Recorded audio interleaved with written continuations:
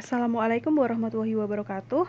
Berikut adalah video penjelasan materi pertidaksamaan dua variabel dan lukisannya untuk fungsi kuadrat atau biasa disingkat dengan PTKDV, pertidaksamaan kuadrat dua variabel. Kita langsung ke bentuk umumnya. Dari bentuk pertidaksamaan kuadrat tersebut adalah seperti ini ya. AX kuadrat plus BY kuadrat plus CX plus DY plus E bisa lebih dari sama dengan 0, bisa kurang dari sama dengan 0, bisa lebih dari atau bisa kurang dari. Nah, sama seperti pertemuan sebelumnya atau video sebelumnya, bahwa grafik penyelesaian dari PTKDV itu masih berupa bidang arsiran. Jadi pada bentuk pertidaksamaan itu pasti nanti grafiknya atau hasilnya itu berupa bidang arsiran atau daerah himpunan penyelesaian. Nah, grafik tersebut dibatasi oleh garis pembatas. Untuk persamaannya itu sama dengan bentuk pertidaksamaan, cuman nanti di sini tanda ketidaksamaannya diganti dengan sama dengan. Jadi garis pembatasnya persamaannya adalah AX kuadrat plus BY kuadrat plus CX plus DY plus E sama dengan 0. Nah, nanti garis pembatas tersebut itu berbentuk kurva lengkung. Jadi karena di sini merupakan fungsi kuadrat, sehingga grafiknya itu nggak mungkin lurus ya. Grafik itu berbentuk lurus kalau persamaannya atau fungsinya itu merupakan fungsi linier. Kalau sudah melibatkan pangkat-pangkat yang lebih dari satu atau kuadrat seperti ini, nanti kurvanya itu merupakan kurva lengkung. Bisa parabola, bisa juga lingkaran. Atau bisa juga kurva lengkung yang lain. Nah, lukisannya itu mengikuti aturan seperti berikut. Untuk yang nomor 1, pertidaksamaan yang memuat lambang hanya kurang dari atau lebih dari, maka kurva pembatasnya nanti digambarkan dengan kurva lengkung putus-putus seperti ini. Nah, kemudian untuk yang kedua, pertidaksamaan yang memuat lambang kurang dari sama dengan atau lebih dari sama dengan, maka kurva pembatasnya digambarkan dengan kurva lengkung penuh seperti ini. Jadi nggak jauh berbeda dengan materi yang lalu ya. Nah, sekarang sebelum kita menyelesaikan soal atau permasalahan mengenai pertidaksamaan kuadrat dua variabel, di sini akan saya ajarkan cara menggambar grafik fungsi kuadrat terlebih dahulu. Jadi di sini kita merefresh ulang atau mengingat kembali materi yang sudah pernah kalian dapatkan di SMP kelas 9 ya, terutama di semester 1 juga.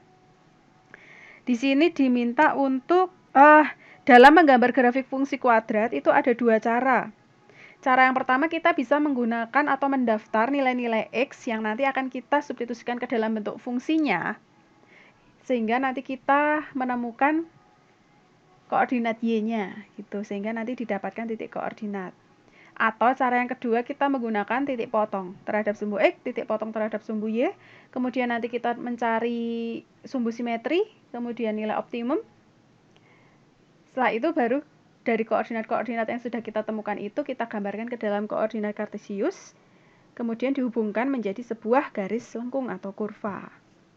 Nah, sekarang untuk contoh yang pertama, gambarkan kurva Y sama dengan X kuadrat min 2X min 8. Jadi di sini saya ingin menggunakan cara pertama terlebih dahulu. Cara pertama itu kita mendaftar nilai X-nya yang akan kita substitusikan nanti ke dalam bentuk ini, persamaannya ini. Nah, di sini triknya supaya lebih mudah atau gambarnya terlihat simetris, maka sebelum kita mendata nilai-nilai X yang akan kita pakai, kita tentukan dulu sumbu simetrinya. Jadi kita tentukan sumbu simetrinya ya. Nah, sumbu simetri dapat ditentukan menggunakan formula seperti ini. X sama dengan min B per 2A. Dari bentuk persamaan ini, kita tahu ya bahwa A-nya itu adalah 1, kemudian B-nya itu negatif 2, C-nya itu negatif 8. Nah, tinggal kita masukkan. Min B berarti min 2 per 2 kali AA-nya 1. Berarti didapatkan di sini 2 per 2 sama dengan 1. Berarti nanti kita pakai, nah sumbu simetri itu kan garis tengah yang membagi kurva menjadi dua bagian yang sama besar. Seperti itu. Jadi makanya kita letakkan sumbu simetri atau XP gitu ya, XP-nya di tengah-tengah sini. Nah, kemudian kita tentukan nilai-nilai X yang lain yang kurang dari 1 dan lebih dari 1. Di sini saya ingin pakai 0 min 1 dan 2, kemudian 3. Nah, kita sudah mendapatkan nilai-nilai X-nya, tinggal kita substitusikan ke dalam persamaan ini untuk mencari nilai Y. Sekarang kita pakai untuk X-nya sama dengan negatif 1. Untuk X sama dengan negatif 1, kita substitusi ya ke bentuk Y sama dengan X kuadrat min 2x min 8, substitusi x-nya sama dengan negatif 1, didapatkan negatif 1 kuadrat min 2 kali negatif 1 dikurangi 8.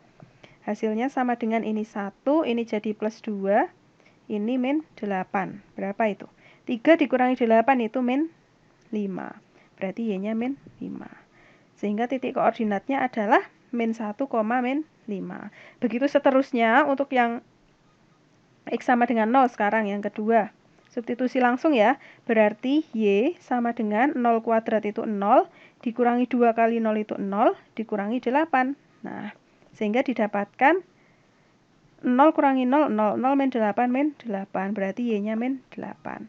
Sekarang kalau x-nya 1, x-nya 1 berarti y sama dengan 1 kuadrat itu 1, dikurangi 2 kali 1 itu min 2, min 8. 1 min 2 min 1 min 8 itu min 9. Berarti ini min 9. Sekarang untuk x-nya 2. X-nya 2 berarti y sama dengan 2 kuadrat min. Langsung saja. 2 kuadrat itu 4. Min 2 kali 2 itu 4. Min 8.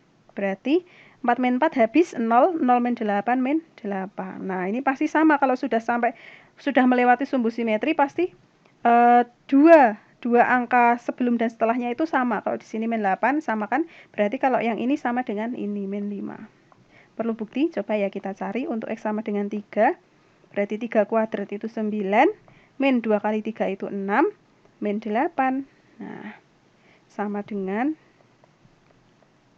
9 min 6 itu 3, 3 min 8 itu min 5, sama kan? Nah, kita sudah mempunyai kelima titik koordinat. Sekarang kita gambarkan ke dalam koordinat kartesiusnya ya. Yang pertama, titik min 1, min 5. Min 1 di sini, min 5, berarti di sini. Kemudian 0, min 8. 0, min 8, berarti di sini. 1, min 9. 1, min 9, di sini. 2, min 8. 2, min 8, di sini. Kemudian 3, min 5. 3, min 5. Berarti di sini.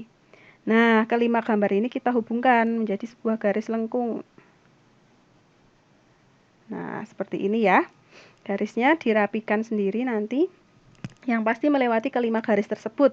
Nah, bisa dilihat dari gambar yang sudah kita gambar ini, kita tahu ya bahwa sumbu simetrinya itu ada di sini nih. Nih, sumbu simetrinya ada di x sama dengan 1. Garis yang membagi dua bagian kurva itu sama besar. Dua bagian kurva sama besar. Jadi dari jarak sini ke sini itu akan sama dengan jarak sini ke sini. Kemudian jarak ke sini sama dengan jarak ini ke sini. Dan seterusnya sini ke sini akan sama dengan ini ke sini. Gitu. Itu artinya sumbu simetri. Itu adalah cara satu. Paham ya? Sekarang cara selanjutnya. Kurvanya masih sama. Cara yang kedua itu yang pertama. Kita tentukan titik potong terhadap sumbu y. Titik potong terhadap sumbu y itu maksudnya x-nya sama dengan 0. Jadi kita substitusi x sama dengan 0 ke dalam persamaan ini. Y sama dengan ini 0 ya. 0 dikurangi 2 kali 0, 0, min 8. Berarti didapatkan y-nya min 8. Sehingga koordinat yang kita dapatkan adalah x-nya 0 ya. Berarti 0, y-nya tadi min 8. Sekarang titik potong terhadap sumbu x. Titik potong terhadap sumbu x itu artinya y-nya sama dengan 0. Jadi kita substitusikan y-nya 0 ya tadi. Berarti 0 sama dengan x kuadrat min 2x min 8. Nah, kalau kalian menjumpai seperti ini kan berarti untuk mencari nilai x-nya kita menggunakan pemfaktoran. Kita cari dua bilangan yang jika dikalikan hasilnya negatif 8, yang jika dijumlah hasilnya negatif 2. Berapa? 4 dan 2, yang negatif yang 4. Berarti kita dapatkan x min 4 dan x plus 2.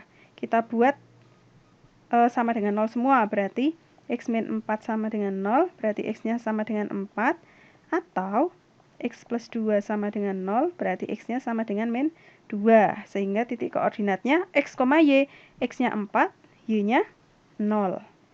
Yang satunya x-nya min 2, y-nya 0. Nah, Sudah, kemudian kita sudah punya 3 titik koordinat ya.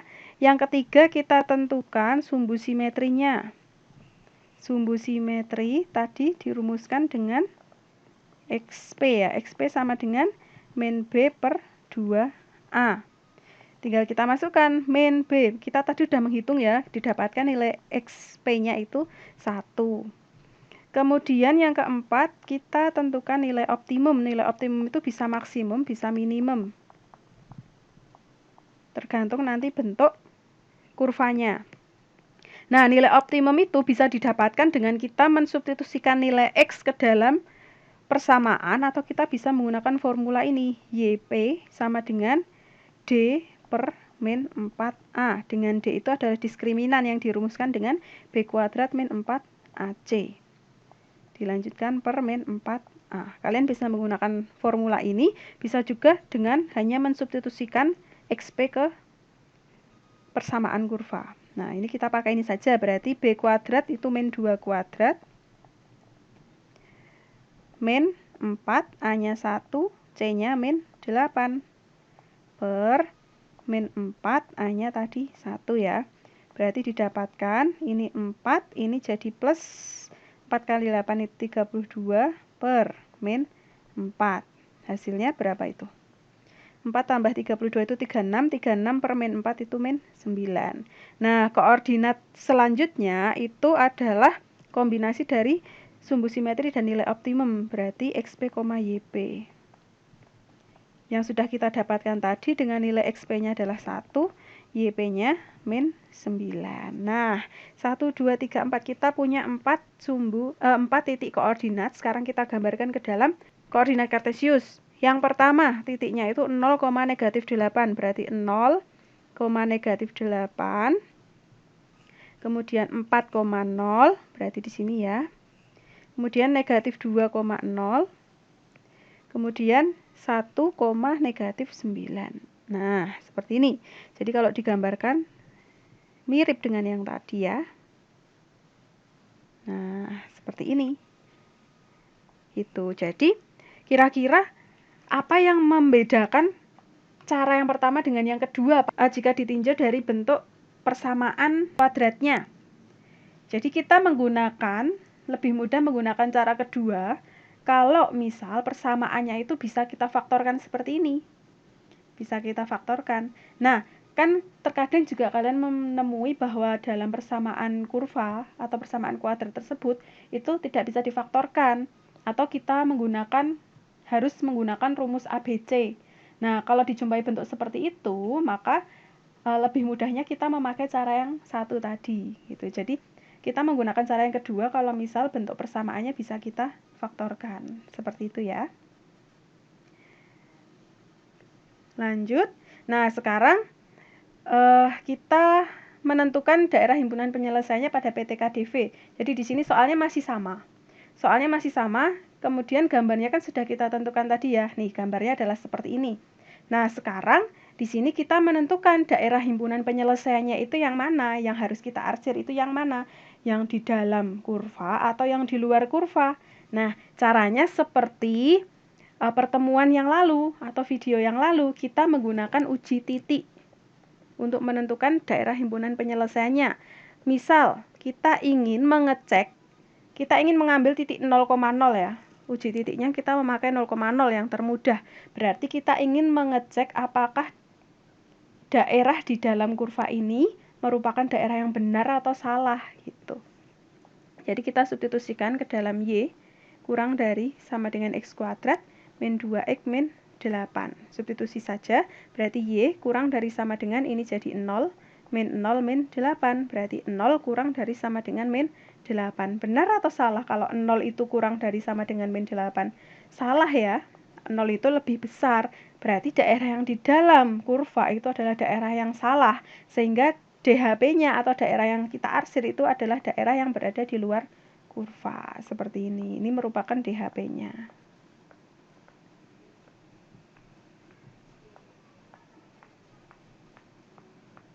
DHP. Seperti itu. Mudah ya? Lanjut untuk soal yang nomor 2, kita diminta untuk melukiskan daerah himpunan penyelesaian dari bentuk pertidaksamaan kuadrat berikut.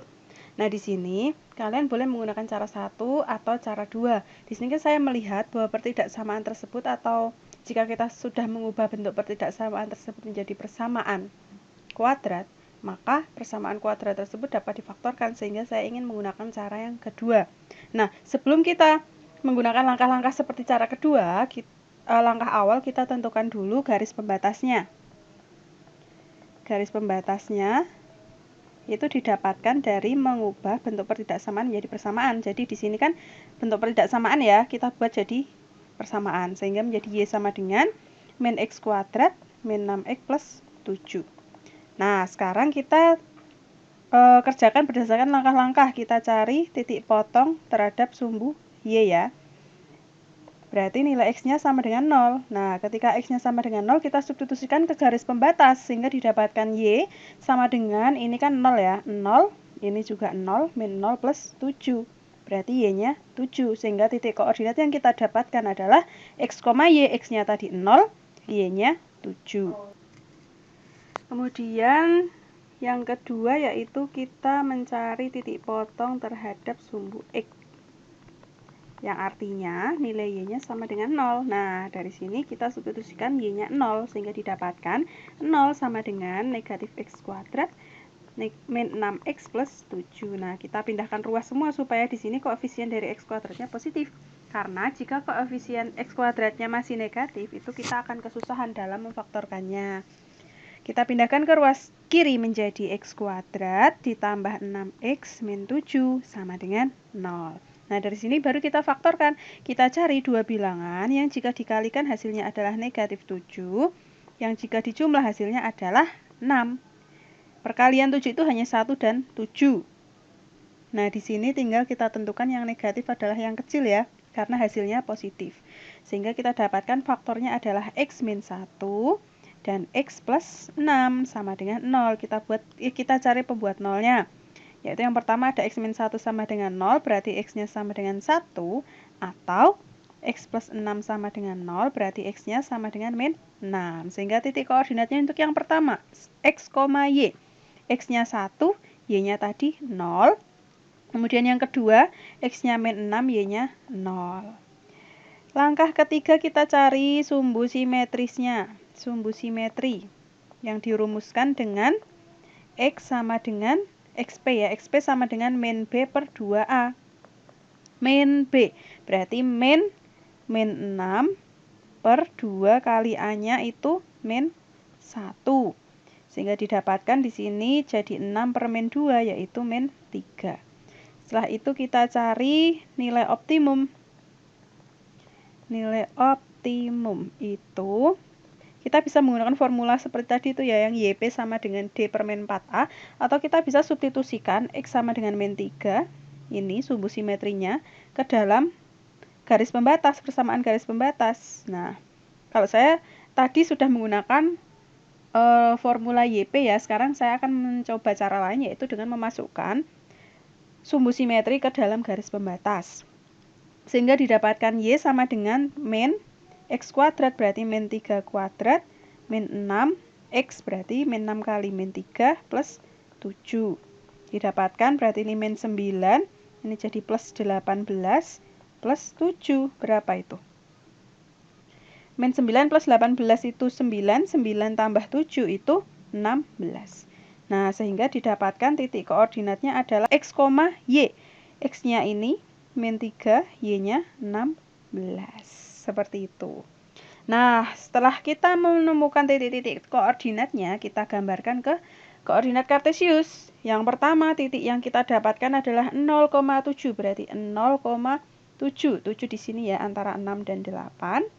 Kemudian 1,0, di sini 1,0, berarti di sini. Min 6,0, berarti di sini. Kemudian min 3,16. Min 3 di sini, 16 di sini. Nah, ini. Lalu kita hubungkan. Bentuknya tetap parabola ya. Nah, Ini dipanjangkan tidak apa-apa, panjangkan sampai bawah. Nah, sekarang karena di sini merupakan pertidaksamaan, maka penyelesaiannya berupa daerah arsiran. Di sini gambar kurva atau garis pembatas membagi dua daerah pada koordinat kartesius menjadi dua bagian. Jadi bagian dalam untuk yang pertama, kemudian yang kedua adalah bagian luar. Nah, sekarang penyelesaiannya yang bagian dalam atau bagian luar. Sekarang kita ingin mencari daerah himpunan penyelesaiannya menggunakan uji titik ya. Uji titik yang termudah seperti biasa, kita memakai titik 0,0. Dan 0,0 itu berada di dalam kurva, sehingga kita ingin mengecek bagian atau daerah di dalam kurva itu salah atau benar. Nah, kita substitusi ini 0,0 ke ini. Y lebih dari sama dengan min X kuadrat min 6 plus 7. Tinggal substitusi ya, Y-nya 0, X-nya 0, berarti 0 lebih dari sama dengan ini jadi 0 min 0 plus 7. 0 lebih dari sama dengan 7. Benar atau salah? Salah juga ya. 0 itu lebih kecil dari 7, sehingga daerah di dalam kurva itu adalah daerah yang salah. Sehingga yang diarsir adalah daerah yang berada di luar kurva. Seperti itu. Seperti ini ya.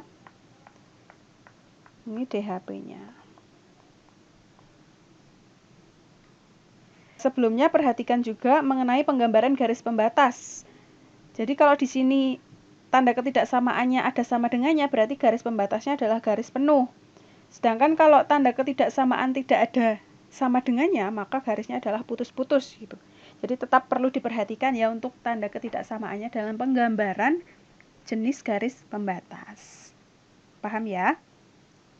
Nah, di sini ada latihan soal, ada 2 soal. Sama tetap menggambarkan DHP atau daerah himpunan penyelesaian dari pertidaksamaan berikut. Kalau untuk yang nomor A ini seperti contoh ya. Nah, kalau yang B perhatikan di sini kebalikan. Jadi kalau yang biasanya di sini yang berkuadrat adalah X, yang ini yang berkuadrat adalah Y. Tetapi caranya hampir mirip. Nah, coba kalian cari, jika kesulitan cari info-info di internet untuk mencoba soal yang B ini. Ya, demikian penjelasan dari saya. Apabila ada yang belum jelas bisa ditanyakan melalui WA. Saya akhiri, wassalamualaikum warahmatullahi wabarakatuh.